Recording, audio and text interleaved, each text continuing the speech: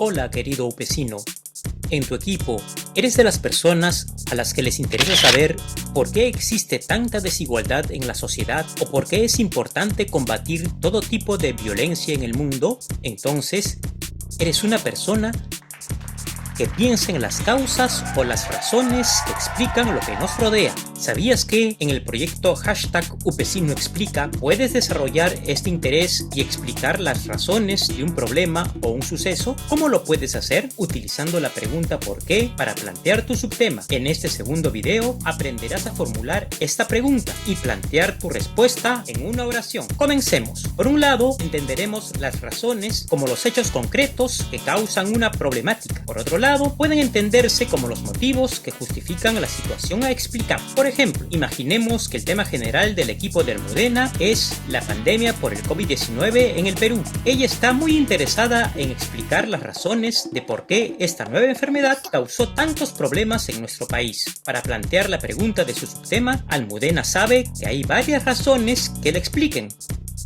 Por ello, deberá tener en cuenta algún criterio de delimitación acerca del tema elegido, para que pueda complementar la pregunta con por qué.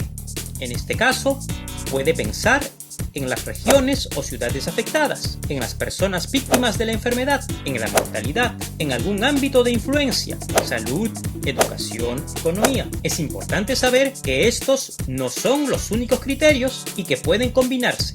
Almudena ha elegido la siguiente combinación: COVID-19 más mortalidad más Perú. Después de revisar estos posibles criterios, teniendo en cuenta ello, ha formulado su pregunta de la siguiente manera: ¿por qué hubo un alto índice de mortalidad durante la pandemia por COVID-19 en el Perú?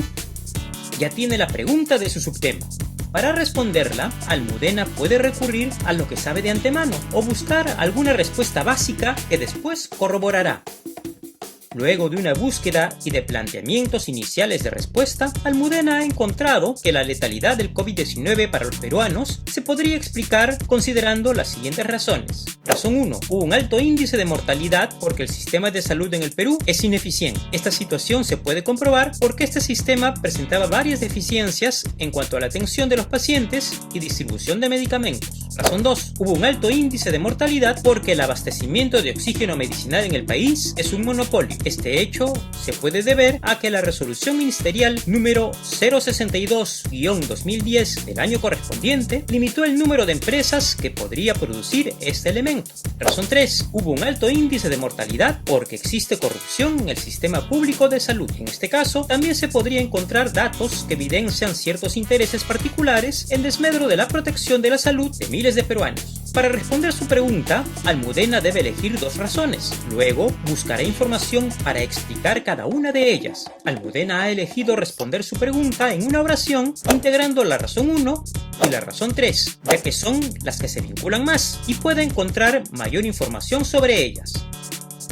De esta manera, Almudena tendría lo siguiente: el tema general de su equipo es la pandemia por el COVID-19. La pregunta de su subtema es ¿por qué hubo un alto índice de mortalidad durante la pandemia por COVID-19 en el Perú? Lo que Almudena quiere investigar, es decir, su respuesta es hubo un alto índice de mortalidad durante la pandemia en el Perú porque el sistema público de salud es ineficiente y corrupto. Observa que la respuesta de Almudena presenta las siguientes características. Es una respuesta en una oración corta. Revela ideas precisas que se pueden investigar o analizar con mayor detalle. Sistema público de salud, ineficiencia, corrupción. Está vinculada claramente con el subtema. La respuesta de Almudena también podría mencionar otras razones, pero solo debe concentrarse en dos, las que estén más relacionadas entre sí. Estas características son fundamentales y también deberán estar presentes en la respuesta que formules para tu subtema.